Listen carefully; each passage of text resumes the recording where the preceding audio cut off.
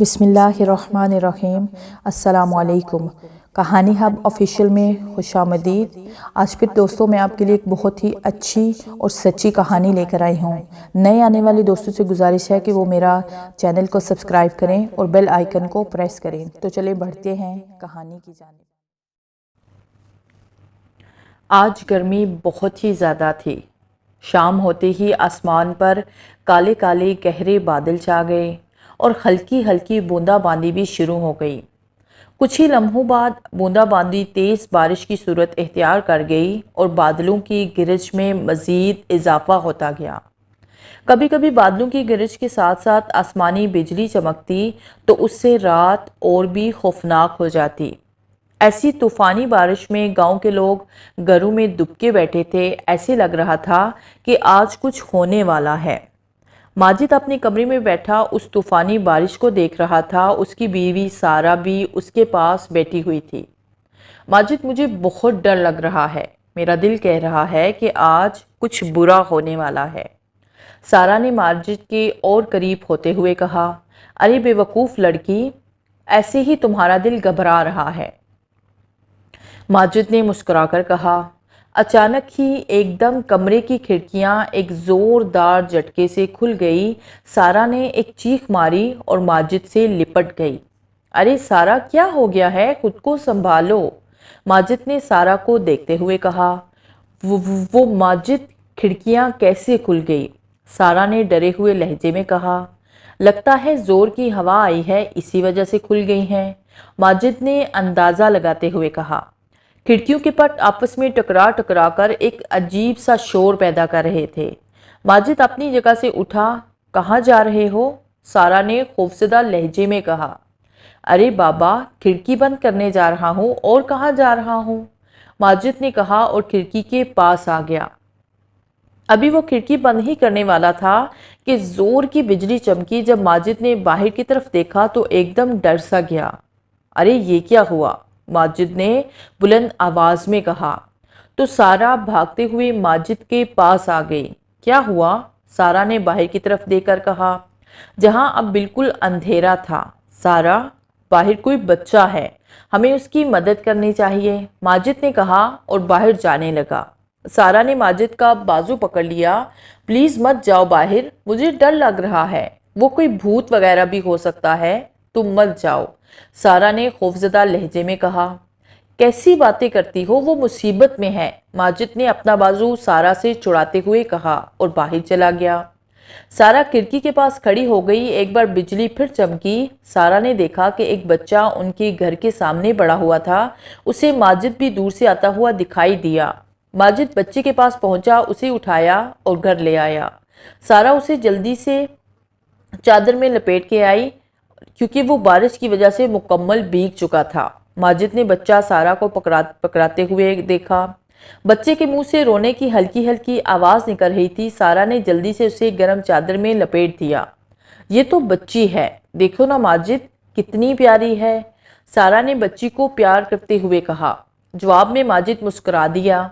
माजिद, क्यों ना हम इसे अपने पास रख लें, वैसे भी हमारी कोई औलाद नहीं है, हो सकता है कोई जानबूझकर इसे यहाँ छोड़ गया हो, सारा ने अफसुर्दा होकर कहा।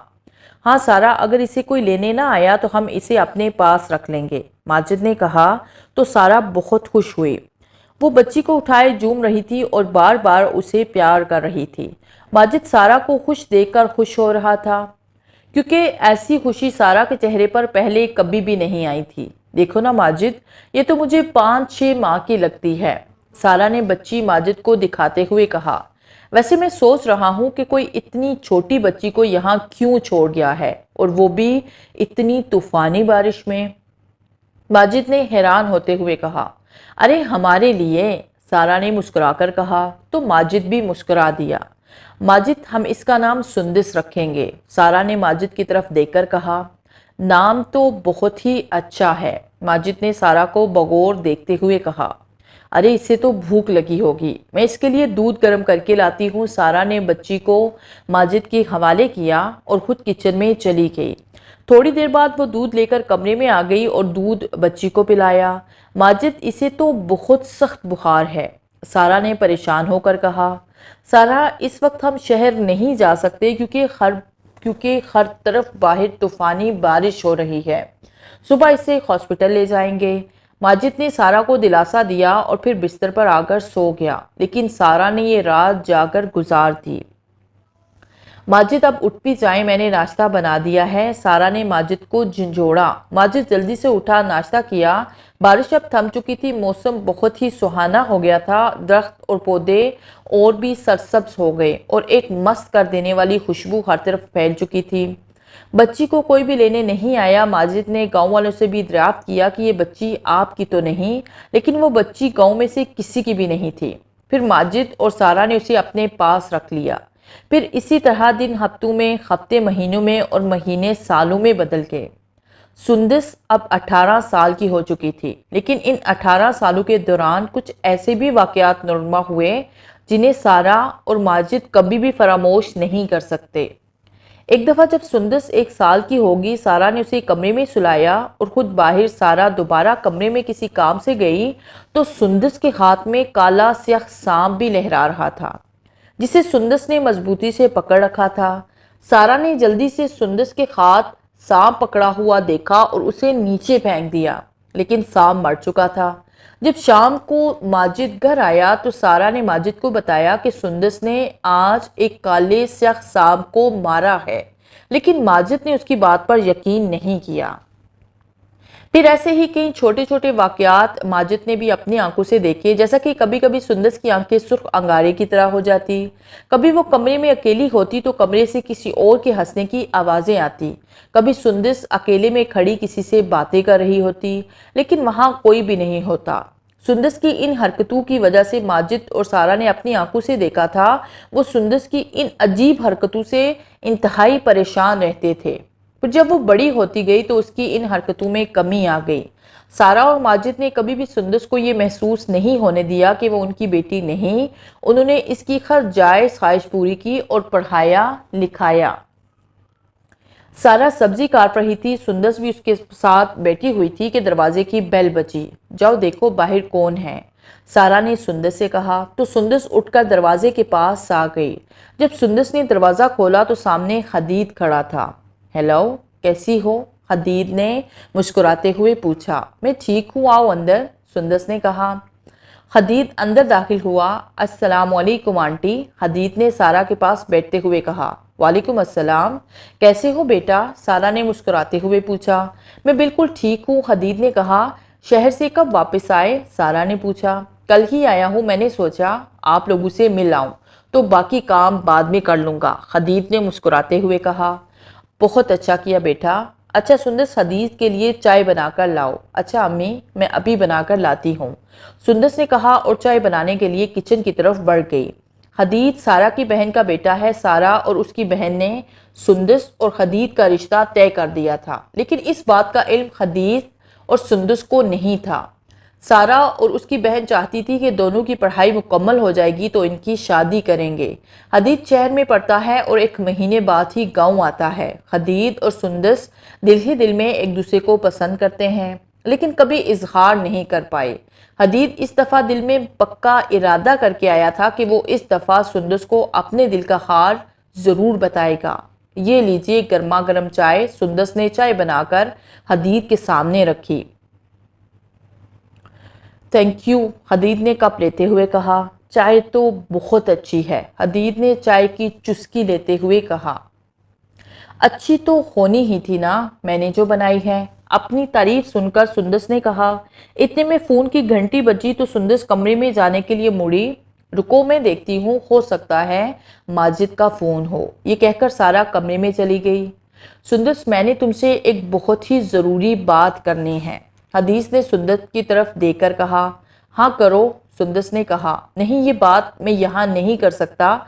मैं आज शाम 4 बजे बाग में तुम्हारा इंतज़ार करूँगा, तुम ज़रूर आना, हदीद ने उठते हुए कहा। ठीक है, मैं आ जाऊँगा, सुंदस ने हदीद को बगौर से देखते हुए कहा। हदीद मुस्कुराया और चल पड़ा। अरे हदीद बेटा, अभी आए और अभी चल दिए, सारा ने कमरे से बाहर आते हुए हदीद से कहा, जो कि दरवाजे के पास पहुंच चुका था।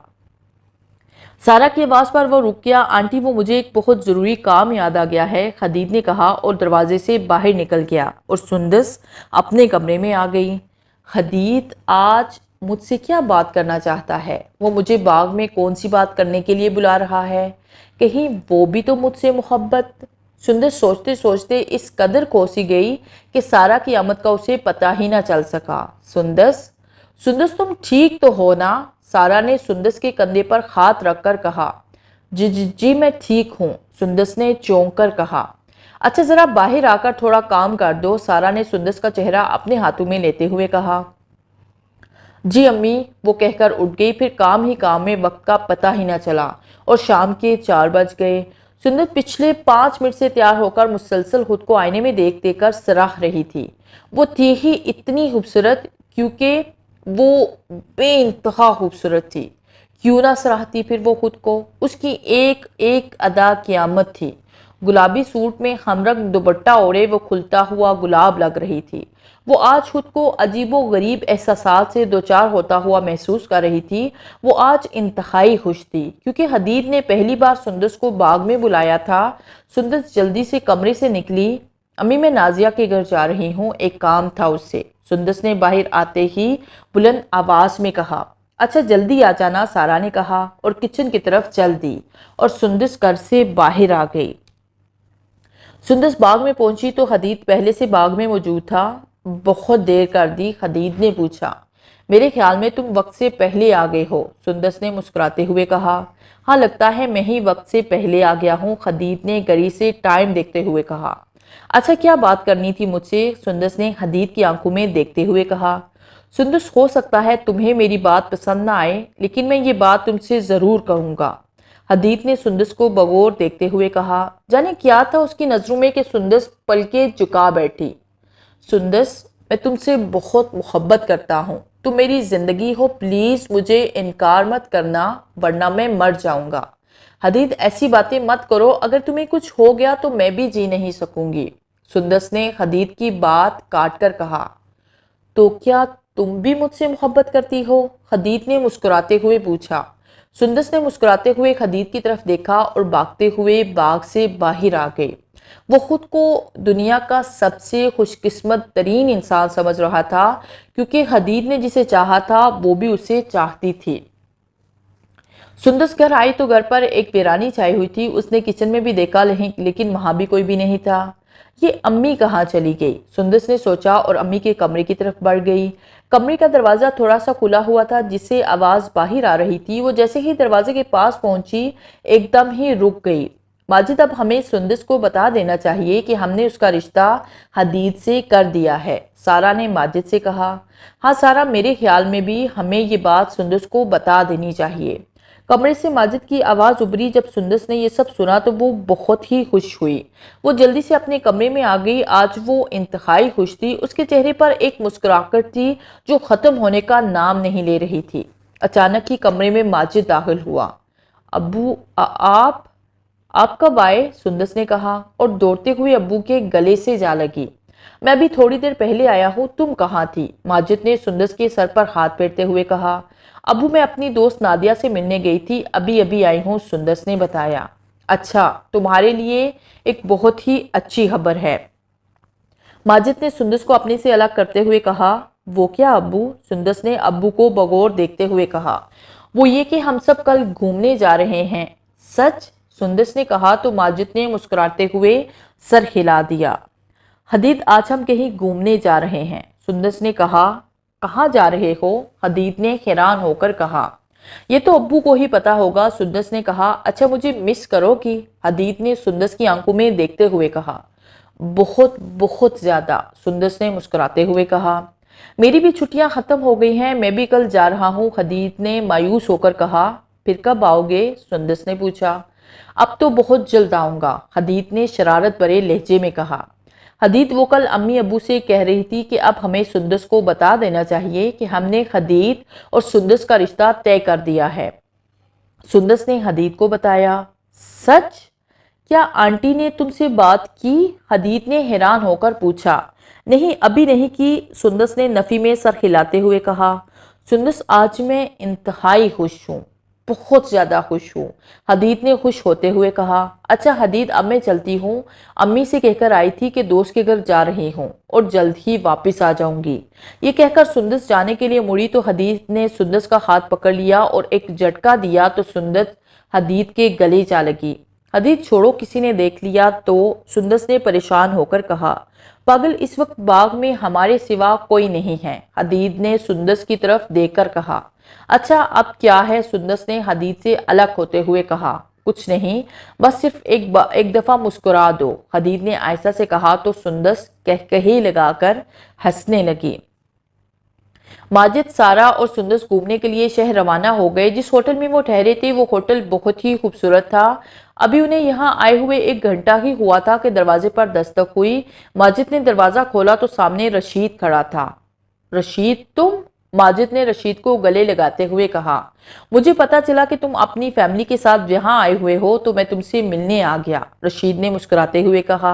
अच्छा किया, आओ अंदर, माजिद ने आगे से हटते हुए कहा। तो रशीद अंदर आ गया और माजिद ने दरवाज़ा बंद कर दिया। ये मेरी बीवी सारा है, माजिद ने सारा की तरफ देखकर कहा। अस्सलाम वालेकुम। सारा ने रशीद पर सलामती भेजी। रशीद ने सलाम का जवाब दिया। ये मेरी बेटी सुंदस है, माजिद ने सुंदस की तरफ देखकर कहा। कैसी हो बेटा? रशीद ने सुंदस से पूछा। सुंदस जो गहरी और खूनी नजरों से रशीद की तरफ देख रही थी कि रशीद की बात पर चौंकी। जी मैं ठीक हूँ, सुंदस ने कहा, और ये है मेरे दोस्त रशीद। माजिद ने रशीद का तारुफ करवाया। रशीद काफ़ी देर तक वहाँ बैठा रहा, माजिद से बातें करता रहा और फिर चला गया। आज सुंदस को बहुत ही ज़्यादा बेचैनी सी महसूस हो रही थी। उसका दिल बेकरार सा हो रहा था। उसका दिल कह रहा था कि बस रात हो जाए। जब से उसने रशीद को देखा था उसका दिल बेकरार सा हो रहा था। उसके दिल में इंतकाम की आग भड़क रही थी। एक तपश थी उसकी आंखों में जो किसी को जलाने की मुंतजिर थी। फिर आहिस्ता आहिस्ता सूरज अपनी तमाम तर खूबसूरती लिए मगरिब में जा छुपा था और रात की तारीकी हर तरफ फैल गई। रात के किसी पहर सुंदस की आंख खुल गई और वो उठ बैठी। उसके चेहरे पर एक पुरअसरार मुस्कुराहट फैली हुई थी। उसने एक तरफ माजिद और सारा की तरफ देखा जो गहरी नींद सो रहे थे। सुंदस अपनी जगह से उठी और कमरे से बाहर आ गई। उसने कुछ पढ़कर अपने आप पर फूंक मारी तो उसका जिस्म धुआं बनने लगा और फिर वो अपनी जगह से गायब हो गई। रशीद और उसकी बीवी रात को अपने कमरे में सो रहे थे कि रशीद की आंख एक चीख की वजह से खुल गई। रशीद उठ बैठा। उसने अपनी बीवी की तरफ देखा जो गहरी नींद सो रही थी। एक बार फिर उसे चीख की आवाज़ सुनाई दी। आवाज़ बाहर सहन से आ रही थी। रशीद उठा और दरवाज़ा खोलकर बाहर आ गया। बाहर ठंडी हवा चल रही थी और एक मस्त कर देने वाली खुशबू भी चारों तरफ फैली हुई थी। रशीद ने इधर उधर देखा, उसे कोई भी नजर न आया। बस उसे महसूस हो रहा था कि कोई उसके इर्द गिर्द मौजूद है जो उसे देख रहा था। उसका दिल एक अनजाने से खौफ से धड़का और वो इधर उधर टहलने लगा। थोड़ी देर बाद वो अपने कमरे में वापस आ गया। उसकी बीवी रेशमा जाग चुकी थी। कहाँ गए थे आप? रेशमा ने पूछा। बाहर गया था, रशीद ने जवाब दिया और दरवाज़ा बंद करके बिस्तर पर आके लेट गया। अभी वो लेटा ही था कि लाइट खुद ब खुद जलने बुझने लगी। कमरे में कहकहे गूंजने लगे। रशीद और उसकी बीवी दोनों डर गए। रेशमा तो रशीद के गले लगकर रोने लग गई। लाइट का खुद बुझ जलना बुझना और ऊपर से खौफनाक कहकहे कमरे का माहौल और भी ज्यादा खौफनाक बना रहे थे। कौन है? रशीद ने डरते हुए कहा। तो कहकहों की आवाज आना बंद हो गई और लाइट भी जलना बुझना बंद हो गई। कौन है? रशीद ने दोबारा डरते हुए पूछा। तुम्हारी मौत, उसे जवाब मिला और दोबारा कहकहे गूंजने लगे। रशीद ने यह सुना तो उसके पसीने छूटने लग गए। कौन हो, सामने क्यों नहीं आती? रशीद ने हिम्मत करके दोबारा पूछा। चलो तुम्हारी आखिरी ख्वाहिश पूरी कर देती हूँ, रशीद को जवाब मिला और उसके साथ ही कमरे में सफेद धुआं फैलने लगा। रशीद और रेशमा टिकटिकी बांधे हुए धुएं को देख रहे थे। फिर आहिस्ता आहिस्ता उस धुएं ने एक शक्ल एख्तियार कर ली जिसे देखकर रशीद और रेशमा हैरान रह गए। सुंदस तुम? रशीद ने हैरान होकर पूछा। मैं सुंदस नहीं हूँ। ये कहकर सुंदस की शक्ल बदलने लगी। अब सुंदस की जगह एक निहायत ही बदशक्ल औरत ने ले ली, जिसे देखकर रशीद और रेशमा कांप उठे। ये कोई और लड़की थी जिसकी जुबान बाहर को लटक रही थी, नाक का तो नामो निशान भी नहीं था और उसका सारे का सारा जिस्म जगह जगह से कटा हुआ था जिससे खून बह रहा था। क्यों रशीद, पहचाना मुझे? उस लड़की ने गरा कर कहा। रशीद और रेशमा डर की वजह से कांप रहे थे। तुम तो मर चुकी हो? रशीद ने कांपती हुई आवाज में पूछा। हाँ, मैं मर चुकी हूँ। तुम्ही ने मुझे अपने दोस्त जावेद के साथ मिलकर मारा था ना? अब मैं तुम्हें और जावेद को भी मार डालूंगी। मैं एक रूह हूँ और तुमसे और जावेद से अपना इंतकाम लेने आई हूँ। उस लड़की ने गुस्से से कहा। रेशमा पतराई हुई नजरों से उसे देख रही थी और फिर आहिस्ता आहिस्ता उसकी आंखें बंद होने लगी और वे बेहोश हो गई। रशीद का रंग भी पीला पड़ चुका था। वो तो डर की वजह से बोल भी नहीं पा रहा था। मुझे माफ कर दो, रशीद ने कांपती हुई आवाज में कहा। मैंने कितनी माफिया मांगी थी तुमसे, लेकिन तुमने मेरी एक भी ना सुनी थी और मेरा ये हाल कर दिया। ये कहकर वो रशीद की तरफ बढ़ी और अपने लंबे लंबे नाखूनों से उसकी आंखें बाहर निकाल दी। रशीद दर्द की शिद्दत से चीख उठा। उसने फिर रशीद का चेहरा भी नोच डाला और उसका पेट चाक कर दिया। उसे फिर भी चैन न आया तो उसने चलते पंखे की तरफ देखा जो फुल स्पीड के साथ चल रहा था।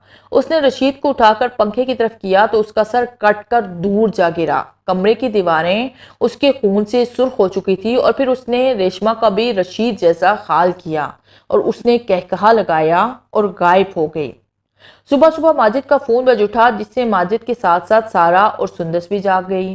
हेलो माजिद, माजिद नींद में डूबी हुई आवाज में बोला। क्या? माजिद ने चीख कर कहा। अच्छा, मैं अभी आता हूँ, ये कहकर माजिद ने मोबाइल बंद कर दिया और जल्दी उठ खड़ा हुआ। क्या हुआ? सारा ने पूछा। वो रात को किसी ने रशीद को और उसकी बीवी को कत्ल कर दिया है। मुझे अभी उसके दोस्त जावेद ने बताया है। अच्छा, मैं चलता हूँ, तुम दोनों दरवाजा अंदर से ठीक तरह से बंद कर लो। रशीद और उसकी बीवी को किसने मारा? सारा ने माजिद से पूछा। ये अभी पता नहीं चल सका, माजिद ने मुख्तसरन कहा। मेरे ख्याल में आज हमें घर चलना चाहिए, जब हालात ठीक होंगे तो फिर आ जाएंगे। सारा ने माजिद की तरफ देखते हुए कहा। मैं भी यही सोच रहा था कि तुम लोगों को घर भेज दूं, माजिद ने परेशानी से कहा। नहीं अब्बू, हम कल जाएंगे, आज मेरा दिल नहीं कर रहा, सुंदस ने अब्बू के पास बैठे हुए कहा। अच्छा ठीक है, कल चले जाएंगे, माजिद ने सुंदस को देखते हुए कहा। जावेद अपने कमरे की तरफ जा रहा था कि उसे अपने पीछे किसी की मौजूदगी का एहसास हुआ। उसने पीछे मुड़कर देखा तो कोई भी नहीं था। उसने अपना वहम समझा और फिर चल दिया। जब उसने सामने देखा तो एकदम रुक गया। सामने धुआं सा उठ रहा था। फिर उस धुएं ने एक शक्ल इख्तियार कर ली, जिसे देखकर जावेद बेहोश हो गया। उस लड़की ने जावेद के जिस्म को अपने लंबे लंबे नाखूनों से नोचना शुरू कर दिया। फिर उसने जावेद को उठाया और हवा में उछाल दिया। जब जावेद जमीन पर गिरा तो उसका पेट और सर फट गया और गोश्त इधर उधर बिखर गया। फिर उस लड़की ने एक जोरदार कहकहा लगाया और वहां से गायब हो गई। रात के किसी पहर माजिद की आंख खुली तो माजिद ने देखा कि सुंदस कमरे में नहीं थी। माजिद ने सारा को जगाया और पूछा, सुंदस कहाँ है? कमरे में ही होगी, सारा ने नींद में डूबी हुई आवाज में कहा। वो कमरे में नहीं है, मैं बाहर जाकर देखता हूँ, माजिद ने कहा और दरवाजे के पास जा पहुंचा। माजिद ने दरवाजा खोला तो सामने सुंदस खड़ी थी। एकदम पकड़े जाने पर सुंदस घबरा गई। कहाँ गई थी तुम? माजिद ने गुस्से से पूछा। वो अप्पू, मैं बाहर गई थी, मेरा दिल घबरा रहा था इसलिए बाहर चली गई थी, सुंदस ने डरते हुए जवाब दिया। अच्छा चलो अंदर, माजिद ने कहा तो सुंदस अंदर चली गई। सारा, मुझे अभी भी पता चला है कि रात को किसी ने रशीद के दोस्त जावेद को भी कत्ल कर दिया है, माजिद ने सारा को बताया तो सारा परेशान हो गई। माजिद सारा और सुंदस को लेकर गांव वापस आ गया। सुंदस तो घर आते ही अपनी दोस्त नादिया से मिलने उसके घर चली गई।